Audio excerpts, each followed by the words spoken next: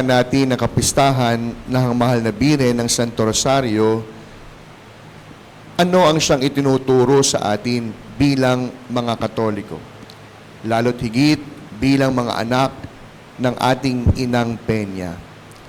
Ang sabi po ni Saint John Paul II, the Holy Rosary is the compendium of the entire Gospel. Ibig sabihin, sa pamamagitan ng pagdarasal ng Santo Rosario, na isasabuod natin ang laman ng mabuting balita. Ang balita ng kagalakan, ang balita ng hapis, at ang balita ng kaluwalhatian. Sa wari ko, 12 taon na akong pari, bukod sa mga panalangin ng mga tao, bukod sa panalangin ng bayan ng Diyos, ang isang bagay na nagpapalakas ng aking pananalig, walang iba kung hindi ang mahal na Birhen.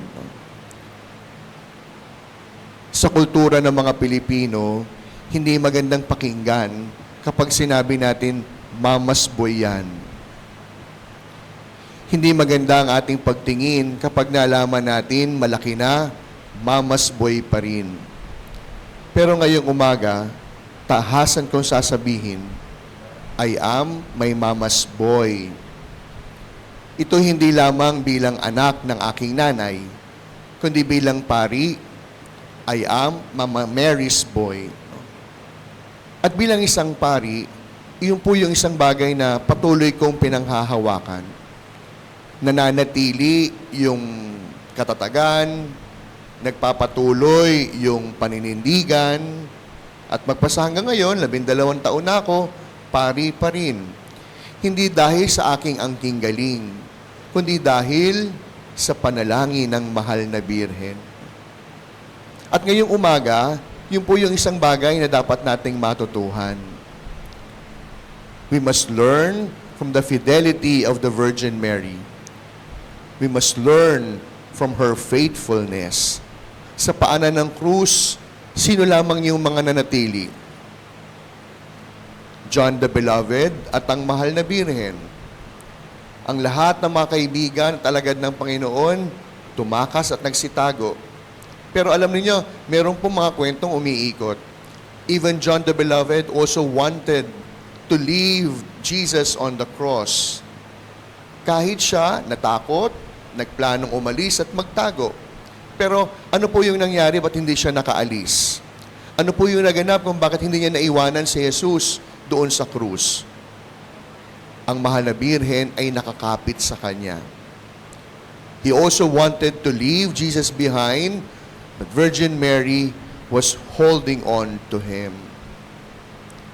At sa ating pamumuhay, ito po yung bagay na dapat nating tignan. Maraming pagkakataon, gusto natin iwanan si Jesus sa matinding laban ng kanyang buhay. Maraming pagkakataon, gusto natin iwanan si Jesus sa matinding laban ng ating sariling buhay.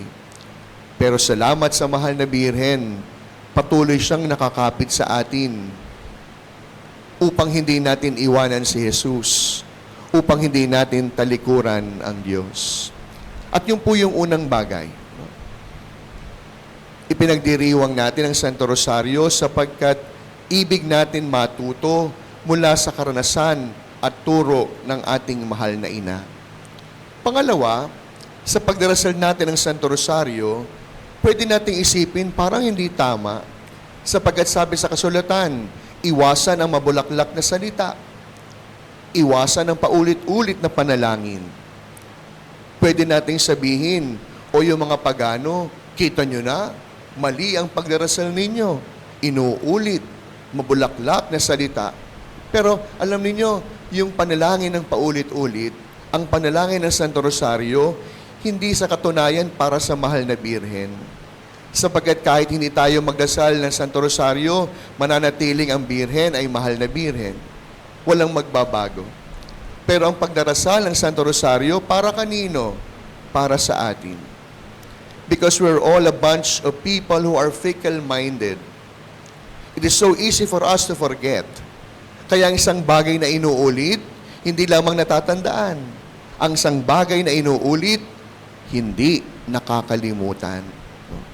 Kaya nga po siguro, mga minamahal ko, mga taga Peña, Francia, bilang mga anak ni Inang Peña, pangalawa sa Ama namin, kung mayroon man tayong isang panalangin, dapat kabisado natin hindi lamang sa isip, kundi alam sa ating kalooban, walang iba kundi ang pagdarasal ng Santo Rosario.